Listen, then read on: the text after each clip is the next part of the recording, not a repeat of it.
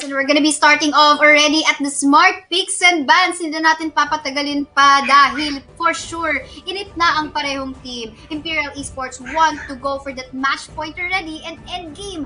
Still, buhay na buhay pa ang dugo para kuhain ang reverse sweep. But respeto muna, no tulad daw ang ibibigay dito, sabi ng Endgame. Yeah, respeto talaga sa Aya. I mean, remove that hero. Hindi yan pwede ma-pick na ng kahit Parang, sino. Konti na lang permaban na siya dito sa ating tournament, diba? Well, it's a well-deserved permaban. As in talagang hindi yan pwede ma-pick or mahayaan na available. So, it usually is kind of like a hassle ban kasi imbes sa 4 yung mababan mo, magiging 3 na lang kasi kailangan mo i-ban talaga yung Aya. And on the other bans here, Lorian, Tolen, taken away here by both teams. I think one of the choices here of Imperial Esports is, well, they still can go with something like Anel Su, but so far hindi pa natin nakikita in all throughout the tournament. I think people have been a little bit hesitant on that kind of pick. Baka meron silang, hindi, pwede rin kasing sa mga hero pool nila, no, hindi rin sanay or sa gusto nilang draft na buuin is hindi bagay, kumbaga. But yun na nga, they don't want to give that zip na alam natin na favorite din naman ni Sofia Nicole. No zip for you, pare ko, sabi dito ng Endgame. And now, crucial na lang para alamin dito kung ano pa yung mga ibang ipipick na heroes ng ating mga manlalaro. So, for the side of Imperial, nakuha na nila yung Malok, Birak, Hayate, Chi, Florentino, Senyel, Zata, Hayate, and Creek na anong tayo pang open. But yun nga lang, no more Tulen. More on respect ban na ang ginawa ng Endgame sa kanila dito. But Tachi, there you go, is gonna be in here onto the hands of Imperial. Tachi, a strong frontline, also a kind of sort of tank here for Imperial Esports that can threaten the backline. They had a fantastic performance with this particular hero against Encore Esports, but Talanas might actually be the one to shred out those tanks. Kailangan nila ng fantastic support here. Maybe a Pai na para at least okay yung sustain sa kanya. Even Alice or Annette, pero depende yun sa playstyle na gugustuhin nila. They can also go with just a frontline lumbar since it's available to take na nila agad ito. Yes, and actually yun yung tinitignan ko na pwede rin i-pick pa sana nitong si Sofia Nicole sa Imperial Esports, no? But inunahan na sila ng Team Endgame. And, oh, wait, hindi ba nagamit na ng Endgame tong lumbar kanina sa ating first game? The what? Yeah, the lumbar one. I think nagamit na nila. Well, Team Endgame hasn't picked up Yeah, I do believe because it's in here in our notes. So let's just wait for our league operations on what to do on that one. But so far, Kira as well as itong, or may reset ba tayo? I'm not so sure. But yeah, this is specified na kasi, no, right? Violet and Kira in terms of late game damage, lahat sila dito mag-spike definitely onto the mid to late game once they get the itemizations that they need. I think well, the zip double marksman composition here for Team Endgame. Let's check if do you think is correct. But I think well, Imperial Esports has used lumbar. Yung nakakatakot lang dito kapag yung Kira malakas talaga yung Kira, especially in obliterating frontline and backline compositions. So well, let's see here in this game if it's gonna be popping off. And yeah, lumbar hasn't been used yet by Team Endgame. And it is available for the taking. Ito yung support na kailangan nila para ma-sustain yung double marksman. They can add one more, but they don't have a mage just yet. Yeah, wala pang mage, but makikita natin dito in terms of late game na gusto makipagsabayan ng endgame sa gusto nilang magawa up against the composition of Imperial Esports. They've got the Slims in here and the Talanas, but pareho to na single target damage dealers. So, that's just the only thing that I worry about, especially if sila yung unang na-delete sa mapa. Parang this gives me flashback sa mga nangyari kagabi kung saan na okay, basta wala na dito yung dalawang damage dealer nyo, yatarp na kayo. So I hope hindi ganun yung mangyari dito sa Telanas as well as sa Slims. But of course, given the protection or capacity nitong si Lumber sa kanyang mga engages and protect, kaya rin naman. And of course, si Slims most especially, kaya niya mag-survive as an individual. Yeah, ito yung maganda kasi 'di ba, yun nga double marksman tapos may tank na sila. Dagdagan mo ng Taara, sobrang ganda na ng frontline composition nila. So much sustain and also split push potential online para sa kanila. It's hard to kill a Taara. Tutuloy-tuloy lang yan sa pang-epal sa isang lane, but they have to be really careful on team fights though kasi early game, Imperial Esports are gonna be looking for picks for sure. They're gonna be looking for picks, looking to shut down the Telanas and the Slims. And that's the scary thing about Imperial Esports. They know how to execute these kinds of compositions. They know how to find weaknesses on the compositions of their enemy team. And when they do, it's hard to actually prevent them from doing so. This is gonna be a double marksman, it seems, para sa side ng Imperial Esports. Potentially, either of these two marksman, lalagay nila sa mid. Then maybe the Varys onto the jungle and Tachi onto the side. No, Kira on the jungle. So it's kind of confusing. Or maybe itong si Varys sa support din. So, it's just a little bit confusing on how they would want to put out on this lineout. It's kind of experimental, if I would say. But Raz in here, is this the first time? Yes, it is the first time that Raz is gonna get picked in here. Sana may skin, Sana may skin so that we can see as well. Yeah, sana may skin. On the Raz, I like the One Punch Man. Yes, hopefully yun yung gamitin niya. Yeah, I wanna see that for sure. Nakakatawa kasi talaga yon, but going back in the series, in this game, I am kind of liking the composition here of Team Endgame once again. Maybe they can pull off. Yung maganda dito sa Raz kasi, sobrang nakikipagbalagbagan to. Suntukan malala talaga ito, especially with the power surge na pwede nang gamitin pang poke. If he wins the lane, he can actually gank. Pwede siya makipagsabayan sa mga small skirmishes sa gustong gawin dito ng Imperial Esports. Ang hirap lang kasi syempre, yung mga ibang heroes sa gamit dito ng Team Endgame, hindi makakasabay gaano. The Telanas, maybe the Slims sa Flying Spear.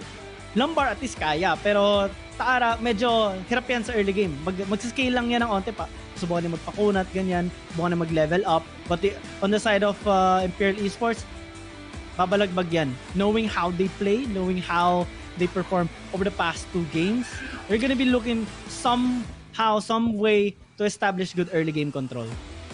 Yes, that is so true. And yung binanggit mo kanina dito na yung Raz, siguro kung sino man yung kakawawain niya dun sa mid lane, ewan ko na lang, no? Siguro it's gonna be much safer kung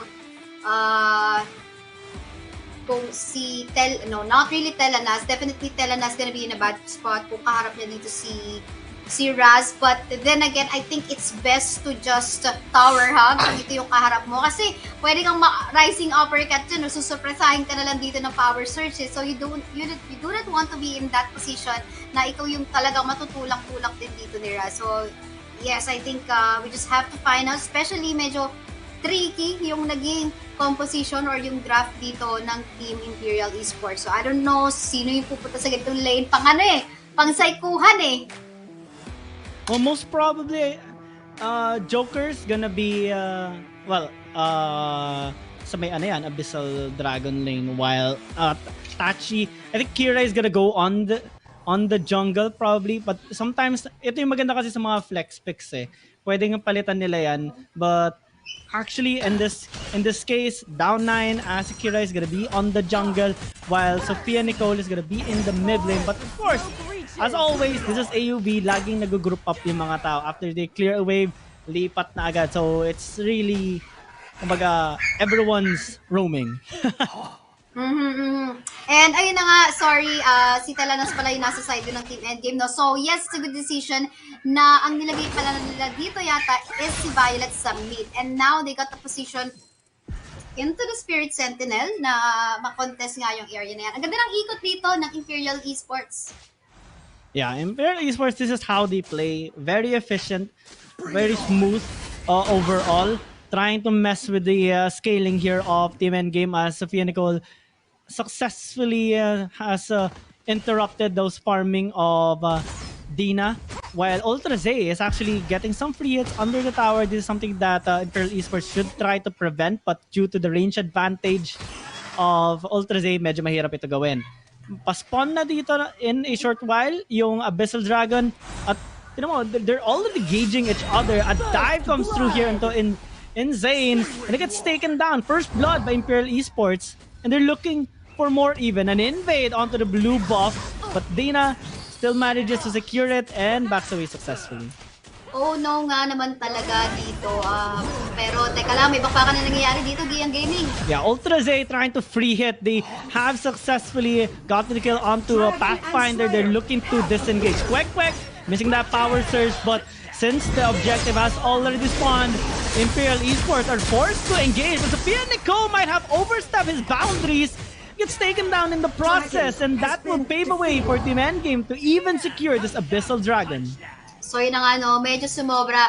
Pwede ba natin sabihan dito si Sophia Nicole na hindi na Thane ang gamit mo, hindi na Lumber ang gamit mo, hindi kasi Senyal ngayon.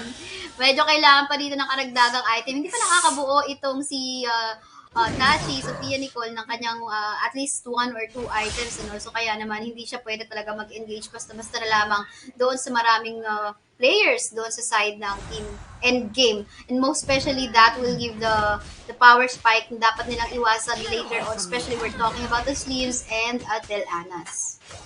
Yeah, it's a fascinating performance being shown here by both teams and Imperial Esports looking to equalize the amount of objectives Team Endgame are getting. Susubukan nila dito i-secure yung Dark Slayer pero medyo mahirap kasi nagmamamaw dito si Quack. Napaka-liksi din yan kahit pa paano, especially with the amount of engagement it does have. And here comes it. Ultra Zay getting the amount of range to free hit from the back line. And dito medyo nahihirapan ng Imperial Esports. They have to find a way but they do have that security on the gold.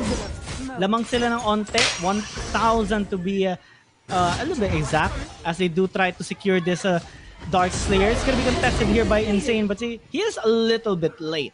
So okay na okay ito para sa Imperial Esports. Pero hindi rin naman siya makaka-kill doon or makaka-steal. Medyo, alam mo yung sobrang 50-50. Again, maybe he will be able to steal it but for what? The cost of his life, diba? So parang wala na, balance lang din and bibigyan pa ng power spike individually yung bawat player. So sakaling yun. For the meantime, here you go again with the invade coming from the side of Imperial Esports. Imperial Esports gonna be collapsed upon here. Sophia Nicole is already dead and they don't have any trade. Pathfinder is very low though, so that is something to take note of as Insane is starting to be really insanely tanky in this game as he almost gets a kill onto Crosscore, irritating the members of Imperial Esports. And ngayon, napapantayin na dito na Team Endgame yung kill score, kill count. But the gold is still a little bit in favor of Imperial Esports. Let's give them that. Pero this is already a good sign by Team Endgame. As they scale up, they become much more harder to actually take down. That is so true. Meantime, tignan natin dito yung ganap sa taas ng mapa. Nakapwesto na ang Team Endgame to secure the Sentinel but I think, 2v2 ang sitwasyon natin dito. Di na ligo, super low in HP. Huwag ka na bumalik! The Flying Spear is there. But no, tamang ano lang. Parang ikililiti lang muna ng bahagya. Pero sobrang delikado na. Yeah, Crosscore is even there to try and guess where Dina is located pero hindi siya makakuha ng kill.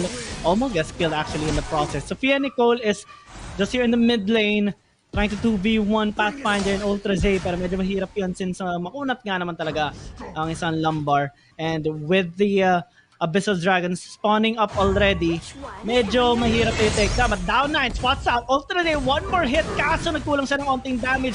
Has to actually fall back and even successfully defended this tower for a little bit of a longer time while Team Endgame are grouping up here at bot. One more auto attack, Crosscore secures it, and Team Endgame will have to fall back. This Abyssal Dragon is gonna be started here by Imperial Esports. Medyo delikado lang kasi pupunta din dito yung Team Endgame. Can they actually prevent that steal? The answer is yes. Crosscore secures it and they will even get the kill onto Insane. Ito yung bagay na dapat tandaan. Papasok ka lamang kung may way kang lumabas. So apparently, for Insane doon, wala siyang available na flicker. Pumasok lang siya. And we know there's like 3 or 4 members from the side of Imperial Esports, so that's quite unfortunate. But for the meantime, there goes the fight again. But no, Mamba out. Flying Spear has been connected. Hindi natin po naman yung resulta ng laban na ito. Yeah, Spinacle is very tanky. He's gonna be able to fall back successfully. Imperial Esports being very tricky here, getting 2 towers for free. No contest this time on defending that top lane tier 1 tower. They can actually transition in the mid lane or might even go for the Dark Slayer, but in 55 seconds, things are gonna be switching up to Holy Dragon and Infinite Slayer. So, medyo mahirap na yung ganito. Kailangan talaga mas ayusin pa dito ng Imperial Esports and Team Endgame because every contest will mean something. Every kill will count. And this time, Pathfinder might actually get taken down after missing an engage. But luckily, he is very tanky, so he survives. Tamang tower hug muna talaga dito. Tamang farm lang muna ang Team Endgame kasi wala talaga silang magagawa ngayon. Mukhang dinala rin ng Imperial Esports yung natira nilang tore sa Game 1, sa Game 2 at binuo nila dito dahil again wala pang nababagsak na tore. Insane, delikado ang lagay ulit ngayon, but no, this is the Ara we're talking about, so he'll be safe. Yeah, he's quite tanky. Tapos may regen yun kapag ginamit yung kanyang ultimate, but so far hindi pa na ginagamit. They're trying to defend mid lane. This is the best thing that Team Endgame can do, but as of the moment, Imperial Esports are going to be upping their game by taking this Infinite Slayer. Might even be the Holy Dragon, as they do want to scale up even better. Pinnacle engages onto 3, is relatively tanky, but won't be able to secure anything at all. Razzo with a combo, and down and did not expect that. He knocked that was insane. And even if they have spawned up the Infinite Slayer, it's not going to be able to allow them to push any further than the tier 1 tower in mid Endgame with a fantastic Raz player here. 2-0-1 on the scoreboard despite the struggle that Team Endgame is having. Yes, for sure. Baka kwek-kwek yan. But eto na nga yung sinasabi natin dito. Fast clearing din kasi itong si Ultra Se on his Talanas as well as itong si Dinaligo on his sleeve. So kaya naman, pag hindi talaga nakakuha ng pick-off muna ang Imperial Esports, medyo mahihirapan silang mag-push. We're talking about the late game capacity na kasi ng isang Talanas as well as ng isang sleeve. So they have to find the flip coin can still possibly happen just like what happened a while ago. Yeah, grabe talaga dito yung yung pinapakita ng parehong team nito. It's a 2k gold lead but not really that much. Team Endgame can still scale up pretty hard. So Imperial Esports are giving their respective respects here as the Holy Dragon is being started here by Team Endgame. They're gonna be contesting mid. Mahirap ito kasi pag nasetan sila, napakasakit ang damage sila. But now, Pathfinder gets obliterated! And that was a little bit unexpected here by Team Endgame, knowing that he's one of the tankiest member aside from Insane. And because of that, they can't actually that much contest this Holy Dragon. And nasa taas pa si Insane. So sino na ngayon magde-defend dito? They go in once again.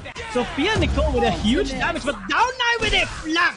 And even if Sophia Nicole falls down, okay lang sa kanila kasi nakuha naman na si Dana and also they will get this Holy Dragon. Napakagandang backupan at sagutan at hindi pa nga tapos dahil si Tora din makakakuha ng kill up against Insane. Pero maganda yung ginagawa ni Kwek dito. 3-0-1 pa rin siya, di ba? Wala pa rin death. Even Little Anna's actually commendable. It just simply means that they have been positioning themselves very well. But yun nga lang, may kakulangan dito kasi matindi rin naman yung mga flankangan nitong si On Down 9. Just like now, susunod dito sa ilalim ng Tora and that's just it. Yata. Yatar talaga.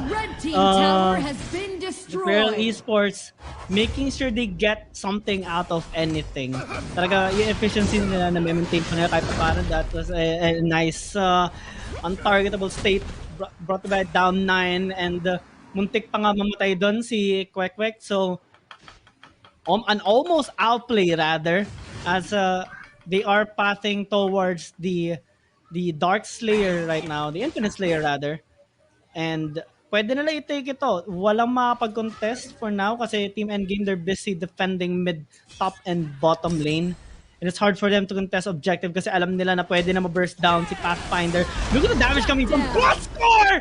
Instant demolition on Kwek. And even Dana has taken down, was taken down by Tora. And dito, 3 members alive, Infinite Slayer down. They're gonna be pushing in the mid lane or make that all the lane since andun naman yung Vera sa may bottom lane with Tora leading back of the waves. And look at top lane getting demolished, one tower at a time, while Crosscore will spawn this Infinite Slayer in the mid lane to try and break down the base wide open of Team Endgame. There's nothing that they can do. They're going to be losing this inhibitor. Might even lose some members in the process as they do desperately try to defend their base. As Sophia Nicole takes out the tower, they have taken out 2 members as well. But can Kwek make the plays? The answer is not. He falls down, and Team Endgame falls down, kneeling down to Imperial Esports as they take them down 3-0. Congratulations! Napakatinding labanan niyon. Grabe, ang init ng tactical fire dito.